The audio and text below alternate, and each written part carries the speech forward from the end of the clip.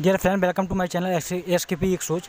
इस वीडियो में हम आपको 12 अप्रैल को हुए तीनों शिफ्टों के जो क्वेश्चंस थे उन जीके के क्वेश्चंस का आंसर सहित हल देंगे। तो आप ये वीडियो देखें, 20 मिनट का होगा। Dear friend, welcome to my YouTube channel SKP एक सोच। इसमें हम एसएससी सीएचएसएल शिफ्ट 1 के जीके के क्वेश्चंस आंसर सहित आपको बताएंगे। So let's start this video. Friend, जो पहला क्वेश्चन है इसमें ये पूछा गया था कि जो भारत का biggest floating solar power plant है वो भारत के किस राज्य में स्थित है। तो इसके लिए आपको हम बता दें कि India's biggest floating solar power plant है जो तेलंगाना राज्य में स्थित है। इसकी जो पावर क्षमता है ये है 100 मेगावाट। ठीक है, तो अब इससे रिलेटेड हम आपको क्वेश्चन आगे बता देते हैं जो आपको अगली शिफ्ट में पूछे जा सकती है। ठीक है, तो इसी के साथ world's largest floating power plant solar project है जो 2023 तक स्टार्ट होने वाला है। ये कहाँ बन रहा है? ये ओमकारेश्वर के मध्य प्रदेश के ओमकारेश्वर स्थान पर बन रहा है। इसकी कैपेसिटी है 600 मेगावाट की। और इससे रिलेटेड एक और क्वेश्चन आपसे पूछा जा सकता है ये कि अभी कौन सा है वर्ल्ड का, ये है where will the world's largest floating solar power plant to be build. तो ये अभी में ये सिंगापुर में जो बन रहा है, लेकिन 2023 तक वर्ल्ड का जो लार्जेस्ट सोलर प्लांट है वो कहाँ? मध्य प्रदेश के ओमकारेश्वर में बनेगा। ठीक है, तो चलिए अब बढ़ते हैं हम अपने सेकंड क्वेश्चन के लिए। फ्रेंड्स, सेकंड क्वेश्चन हमारा है, ये बुक से रिलेटेड क्वेश्चन पूछा गया था। उसमें पूछा गया था कि पाथवे टू गॉड जो किताब है इसके रचनाकार कौन है। तो ये देखिए, पाथवे टू गॉड के रचनाकार महात्मा गांधी हैं। तो ये आपका इससे रिलेटेड क्वेश्चन एक हो गया, क्योंकि ऑथर और बुक से रिलेटेड क्वेश्चन एक आते ही है। अगला क्वेश्चन देखते हैं।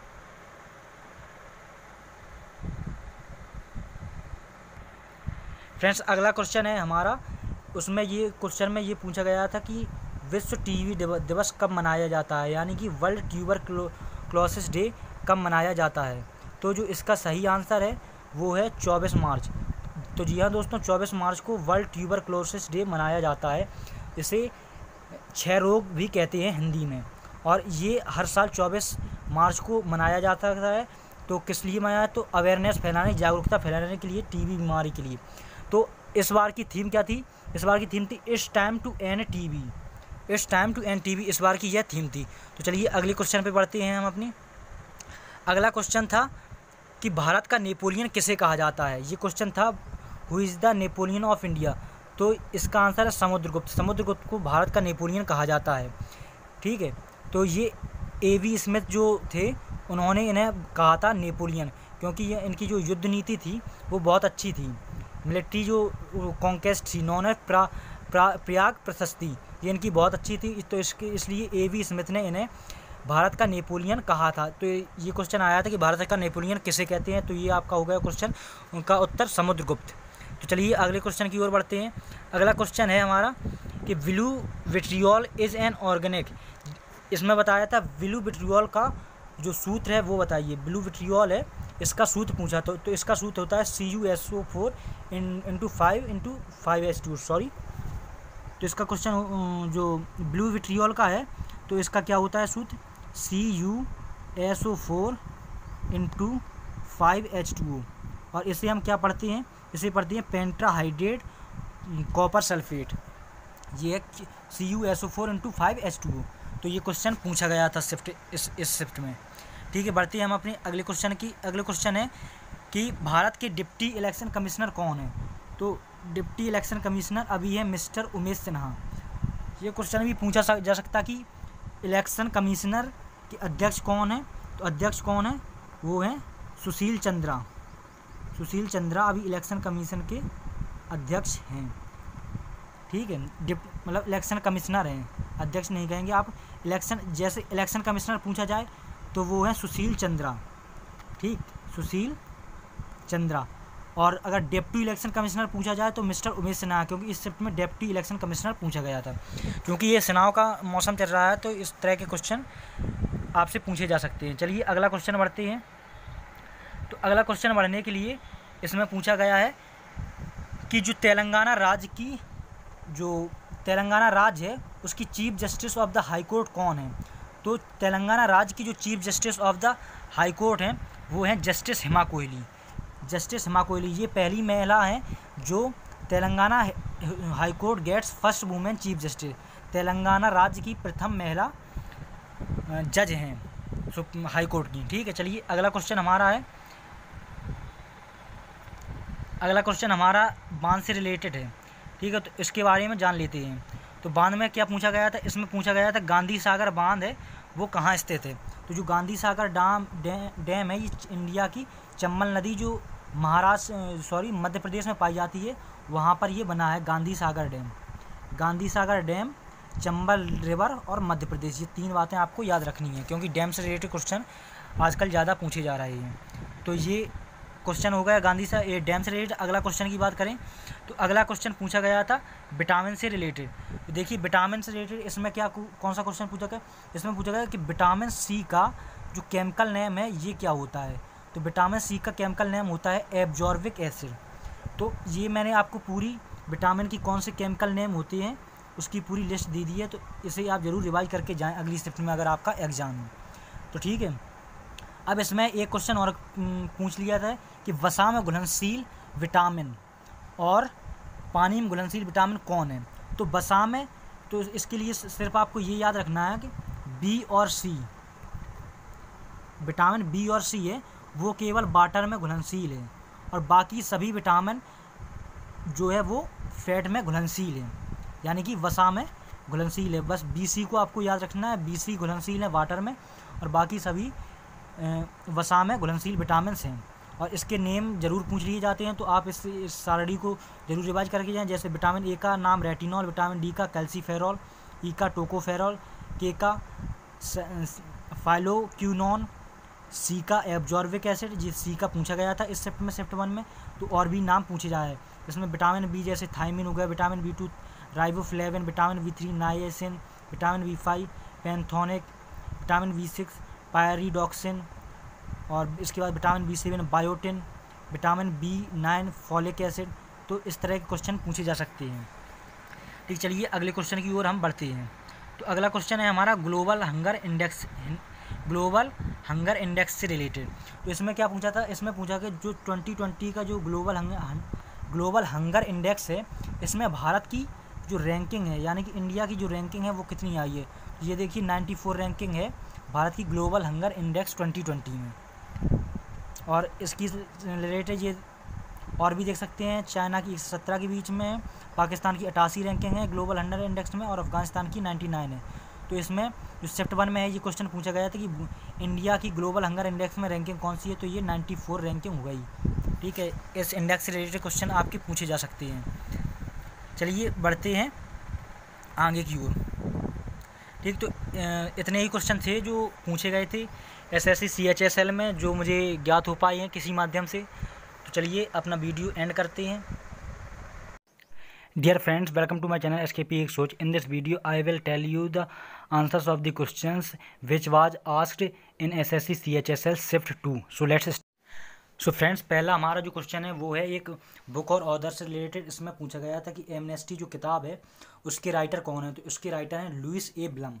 देखिए शिफ्ट 1 में भी एक क्वेश्चन पूछा गया था इससे रिलेटेड, जिसके लेखक के राइटर थे महात्मा गांधी। तो ये बुक से रिलेटेड एक क्वेश्चन अवश्य पूछ रहे हैं हर शिफ्ट में। चलिए बढ़ते हैं अपने सेकंड जो क्वेश्चन है उसके।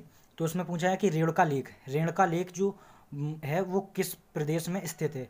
तो देखिए ये रेणुका लेक जो है वो हिमाचल प्रदेश में स्थित है। हिमाचल प्रदेश में एक झील है रेणुका लेक, ये समुद्र तल से 672 मीटर की ऊंचाई पर स्थित है।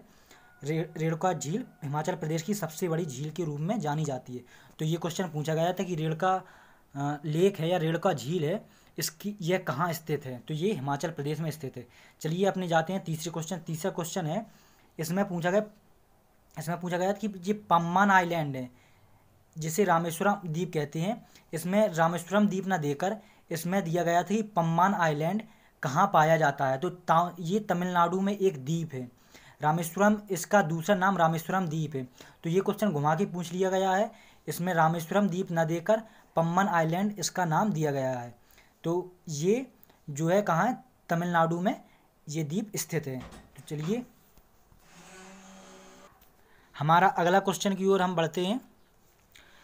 हमारा अगला क्वेश्चन है, इसमें ये पूछा गया था, इसमें क्या पूछा गया, इसमें पूछा गया था कि कौन सी यूनियन टेरिटरी है, कौन सी यूनियन टेरिटरी है जिसमें 100% ऑर्गेनिक फार्मिंग होती है? तो ये देखिए क्वेश्चन का इसका आंसर है लक्षद्वीप।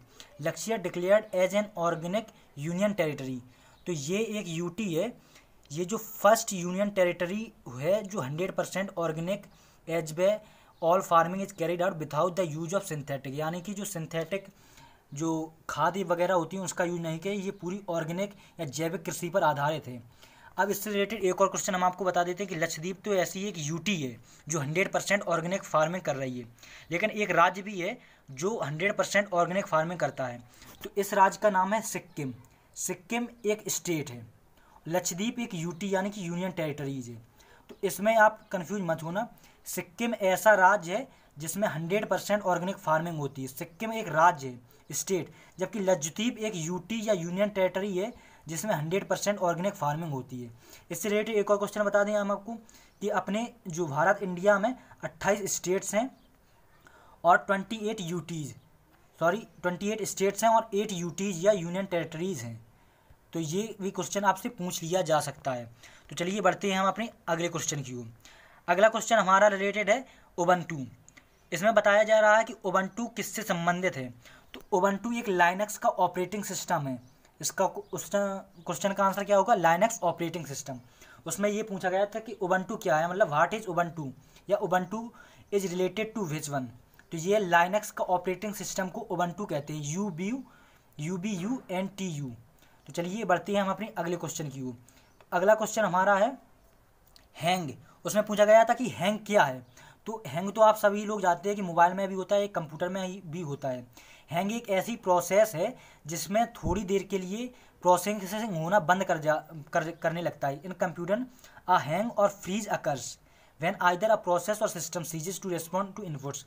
मतलब जैसे हमने ये ऐसे टिक का निशान लगाया, ये अगर हमने ये टिक का निशान लगा दिया और इसमें काम नहीं करा, मतलब इनपुट दिया तो वो इसमें काम नहीं करने, थोड़ी देर के लिए जो हैंग स्लो चलने लगता है ये वगैरह, तो ये हैंग होता है, ये कंप्यूटर से रिलेटेड होता है।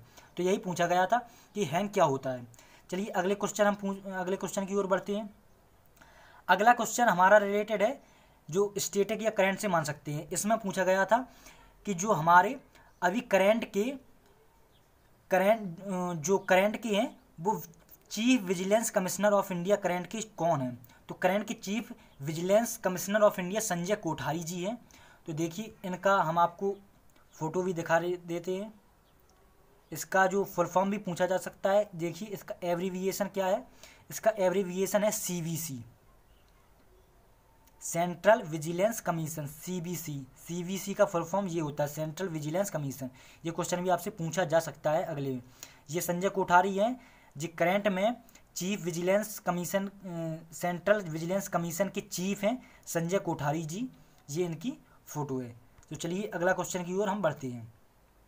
अगला क्वेश्चन इसमें पूछा गया था कि जो रेड कलर इन ऑनियंस में होता है, मतलब जो प्याज में लाल रंग होता है, वो किस पिगमेंट के कारण या किस वर्णक के कारण होता है? तो इसका आंसर है the colour of the union is due to presence of anthocyanin. ये इसका करेक्ट आंसर। एंटोसाइनिन के कारण जो प्याज का रंग है वो लाल होता है। ये क्वेश्चन पूछा गया था कि प्याज का रंग लाल क्यों होता है? तो उसका आंसर क्या होगा? एंटोसाइनिन। तो चलिए बढ़ते हैं हम अपने अगले क्वेश्चन की ओर। अगला क्वेश्चन है कि कौन सी महिला है जो became first Indian women wrestler to win an Olympic में जीतने वाली पहली महिला जो रेसलर है वो कौन थी? तो इसका सही आंसर है साक्षी मलिक। साक्षी मलिक प्रथम महिला रेसलर थी इंडिया की जो ओलंपिक में गोल्ड मेडल या जीती थी। ओके, तो चलिए बढ़ते हैं हम अपने अगले क्वेश्चन। अगला क्वेश्चन है, ये रिलेटेड है किससे? संविधान से रिलेटेड है, ये कॉन्स्टिट्यूशन से रिलेटेड है। तो इसमें पूछा गया था जो राइट टू कॉन्स्टिट्यूशनल रेमेडीज, इसे हिंदी में कहते हैं संवैधानिक उपचारों का अधिकार। संवैधानिक उपचारों का अधिकार ये किस अनुच्छेद में वर्णित है?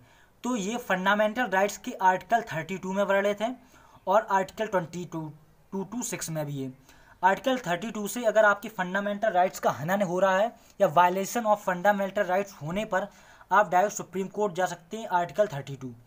और आर्टिकल 226 या आर्टिकल 226 के आधार पर आप फंडामेंटल राइट्स की वायलेशन होने पर या हनन होने पर आप हाई कोर्ट जा सकते हैं। तो ये जो संवैधानिक उपचारों का अधिकार था ये आर्टिकल 32 जो फंडामेंटल राइट्स और आर्टिकल 226 में दिया गया है।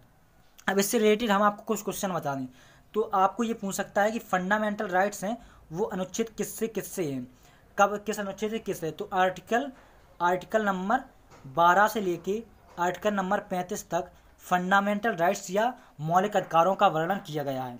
और मौलिक अधिकार ये कहाँ से लाए हैं, तो ये यूएसए या अमेरिका से लिए गए हैं मौलिक अधिकार। तो चलिए आगे बढ़ते हैं। अगला क्वेश्चन हमारा है, इसमें इस क्वेश्चन से रिलेटेड ये क्वेश्चन पूछा गया था कि सरदार वल्लभ भाई पटेल को सरदार की उपाधि कब दी गई, ये क्वेश्चन था। तो बारदौली सत्याग्रह में जो महिलाएं थीं, जो किसान महिलाएं थीं, उन्होंने इन्हें टाइटल और सरदार दिया गया था। तो Bardoli Satyagraha was a major peasant movement, peasant मतलब होता है किसान। तो ये किसान आंदोलन था बारदौली सत्याग्रह जो 1928 में गुजरात में हुआ था। और तभी वहाँ की महिलाओं ने इन्हें सरदार की उपाधि से सम्मानित किया गया था। तो ये देख लीजिए आपके सरदार वल्लभ भाई पटेल हैं और बारदौली सत्याग्रह के दौरान इन्हें सरदार की उपाधि प्राप्त हुई थी। इनसे रिलेटेड एक और क्वेश्चन मैं आपको बता दूं, अगर आपसे पूछा जाए कि स्वतंत्र भारत के प्रथम गृह मंत्री या होम मिनिस्टर कौन थे, तो वो कौन होंगे, सरदार वल्लभ भाई पटेल प्रथम थे। अगर पूछे जाए वर्तमान में होम मिनिस्टर कौन है, तो वो है अमित शाह, वर्तमान में होम मिनिस्टर या गृह मंत्री भारत के हैं। और प्रथम स्वतंत्र भारत के प्रथम गृह मंत्री सरदार वल्लभ भाई पटेल जी थे। तो चलिए ये हो गया हमारा क्वेश्चन। अगला क्वेश्चन हम बढ़ते हैं, ये इंग्लिश से रिलेटेड क्वेश्चन है। इंग्लिश में ये क्वेश्चन पूछा गया था कि रूल द रूस्ट जो ईडियम पूछा गया था, इसका मतलब क्या हुआ। इसका मतलब इनफॉर्मल में to have the most control और अथॉरिटी इन अ ग्रुप, मतलब किसी ग्रुप या प्राधिकरण पर अपना पूरा कंट्रोल होना, उसे कहते हैं रूल द रूस्ट। या ऐसे हिंदी में कैसा है, उल्टा चोर कोतवाल को डांटे, ये भी इसका अर्थ हो जाता है। तो रूल द रूस्ट का अर्थ ये हो गया। तो ये क्वेश्चन जो रिलेटेड थे, जो पूछे गए थे एग्जाम में, तो ये पूरे हुए। आशा करता हूँ आपको वीडियो पसंद आई होगी। Thanks for watching my video. Dear friends, welcome to my YouTube channel SKP Exos. In this video, I will tell you the SSC CGL Shift 3 GK questions with answer. So let's start the video. पहला question हम English का ले रहे हैं। जो idiom आया था, ये ईडियम आया था take the heat. Take the heat का मतलब इंग्लिश में अर्थ होता है एंड्योर, सेवियर, सेंस्योर और criticism. As in he was known for being able to take the heat during a crisis, मतलब कोई क्राइसिस या कुछ हो जाए तो जो क्रिटिसिज्म और वो सहन करने की जो क्षमता होती है उसे कहते हैं टेक द हीट। तो चलिए अब अगले क्वेश्चन हमारे जीएस से रिलेटेड हैं। देखिए जीएस से रिलेटेड पहला क्वेश्चन ये रहा। इसमें ये रिलेटेड है बुक और ऑथर से। इसमें पूछा गया citizen Delhi my times my life, इस पुस्तक के लेखक को हैं। तो इस पुस्तक के लेखक हैं शीला दीक्षित जी। तो चलिए बढ़ते हैं अगले क्वेश्चन की ओर। अगला क्वेश्चन पूछा था एसडीटी की फुल फॉर्म क्या है। तो एसडीटी की फुल फॉर्म होती है सेक्सुअली ट्रांसमिटेड डिसीजेज। जो ऐसी डिसीजेज जो सेक्सुअल रिलेशन बनाने से होती हैं तो उन्हें सेक्सुअली ट्रांसमिटेड डिसीजेज कहते हैं। एसडीटी का ये फुल फॉर्म होता है। चलिए बढ़ते हैं अगला क्वेश्चन। अगला क्वेश्चन में ये पूछा गया था कि जो सल्फ्यूरिक अम्ल या गंधक का अम्ल है इसकी फुल फॉर्म क्या होती है। तो देखिए ये रहा सल्फ्यूरिक अम्ल। जो सल्फ्यूरिक अम्ल या गंधक के अम्ल की फुल फॉर्म होती है H2SO4। ये रहा फुल फॉर्म H2SO4। चलिए बढ़ते हैं अगले क्वेश्चन की ओर। अगला क्वेश्चन हमारा है यूनेस्को की फुल फॉर्म क्या है। यूनेस्को, तो यूनेस्को की फुल फॉर्म होती है United Nations Educational Scientific and Cultural Organization. ये यूनेस्को का फुल फॉर्म पूछा गया था तो इसकी ये फुल फॉर्म हो गई। और इसका जो पर्पज़ है वो ये हमने लिख दिया है कि जो culture of peace, the eradication of poverty, मतलब गरीबियों को दूर करना, शांति निरूपित करना और एजुकेशन को बढ़ावा देना, साइंस, कल्चर, कम्युनिकेशन। तो ये सब यूनेस्को का पर्पज़ है। चलिए बढ़ते हैं अगले क्वेश्चन। अगला क्वेश्चन पूछा गया था कि झारखंड के सीएम कौन हैं। तो झारखंड के सीएम या चीफ मिनिस्टर या मुख्यमंत्री हैं हेमंत सोरेन। और अगले क्वेश्चन आगे आपसे आने वाले एग्जाम में ये भी पूछा जाए इसके गवर्नर कौन है। तो इसके जो झारखंड के गवर्नर हैं द्रौपदी मुर्मू गवर्नर हैं। ठीक है, अभी तो हाल में ये क्वेश्चन पूछा गया चीफ मिनिस्टर वाला। चलिए अगर बढ़ते हैं अपने अगले क्वेश्चन की ओर। अगला क्वेश्चन ये रहा। इस क्वेश्चन में अभी पूछा गया था कि जो गांधी सिटीजनशिप एजुकेशन प्राइज़ है ये किस देश के द्वारा दिया जाता है। तो ये दिया जाता है पुर्तगाल के द्वारा। देखिए ये पुर्तगाल है। पुर्तगाल के प्राइम मिनिस्टर जो एंटोनियो कोस्टा थे, उन्होंने ये घोषणा की थी गांधी सिटीजनशिप एजुकेशन अवार्ड देने के लिए। तो चलिए बढ़ते हैं अगले क्वेश्चन की ओर। हमारा अगला क्वेश्चन रहा ये, व्हाई इज़ द खेल रत्न अवार्ड नेम्ड। ये क्वेश्चन नहीं है, मतलब ये तो वो मैंने आंसर दिया है। इसमें क्वेश्चन ये पूछा गया था कि जो राजीव गांधी खेल रत्न अवार्ड है ये कब प्रारंभ हुआ था। तो ये 1991 से प्रारंभ हुआ था राजीव गांधी खेल रत्न अवार्ड, ठीक। और ये क्यों दिया गया था, इसका कारण ये है, टू रीजन फेलर कारण तो ये कि जो organising committee of 1982 Asian Games की थी उसके ये मेंबर थे राजीव गांधी, तो इसलिए इनको ये राजीव गांधी अवार्ड नेम खेल के लिए दिया जाने लगा 1991 से। अगला क्वेश्चन हमारा पूछा गया है कि आर्टिकल 49 किससे संबंधित है। तो ये आर्टिकल 49 है DSBS जो नीति निर्देशक तथ्य हैं संविधान में, उनसे संबंधित है। और आर्टिकल 49 के अलावा के अनुसार कि government should take measures on protective memorials place statues from death. जो मेमोरियल होते हैं उनको प्रोटेक्ट करने के लिए करना चाहिए, मतलब उचित कदम उठाने चाहिए गवर्नमेंट को। तो ये आर्टिकल 49 कहता है। चलिए बढ़ते हैं अगले क्वेश्चन से। अगला क्वेश्चन हमारा है, उसमें पूछा गया था कि मुग़ल सभा की ऑफिशियल लैंग्वेज क्या थी। तो ये क्वेश्चन बार बार आता रहा है। तो इस क्वेश्चन का आंसर है पर्शियन। पर्शियन लैंग्वेज जो थी मुग़ल काल की, वो ऑफिशियल मुग़ल सभा जैसे लोकसभा वगैरह होता है ऐसी मुग़ल सभा की ऑफिशियल लैंग्वेज पर्शियन थी और लोग पहले पर्शियन ही बोला करते थे। तो चलिए बढ़ते हैं अगले क्वेश्चन की ओर। अगला क्वेश्चन है, इसमें पूछा था कि जो ला लीगा ये ब्रांड है उसके ब्रांड एम्बेसडर कौन है। तो ये रोहित शर्मा है जो फरवरी 20 में ला लीगा के ब्रांड एम्बेसडर बने थे। चलिए आगे बढ़ते हैं। अगला क्वेश्चन हमारा है, अगला क्वेश्चन पूछा था उन्होंने कि वर्ल्ड बैंक के ग्रुप चीफ इकोनॉमिस्ट किसे अपॉइंट किया गया है या किसे नियुक्त किया जाए। तो ये कार्मन रेनहार्ट, इन्हें world bank group chief economist नियुक्त किया गया है। तो चलिए इसके बाद अगला क्वेश्चन हम बढ़ते हैं। तो अगला क्वेश्चन हमारा है ये, इसमें पूर्ण स्वराज्य की घोषणा कब की गई थी। पूर्ण स्वराज, तो पूर्ण स्वराज की घोषणा 26 जनवरी 1930 में की गई थी। इसमें जवाहरलाल नेहरू ने ये मान लिया गया था कि हमारा देश स्वतंत्र हो गया, और यही कारण है कि 26 जनवरी को ये पूर्ण स्वराज की घोषणा की गई, इसलिए 26 जनवरी को ये गणतंत्र दिवस मनाया जाने लगा, या रिपब्लिक डे 26 जनवरी को ही मनाया जाता है। यही कारण था क्योंकि यहाँ पूर्ण स्वराज की घोषणा की गई थी 26 जनवरी 1930 को। चलिए बढ़ते हैं अगले क्वेश्चन की। तो ये क्वेश्चन समाप्त हो गए हैं हमारे। आशा करता हूँ वीडियो पसंद आई होगी। Thanks for watching my video.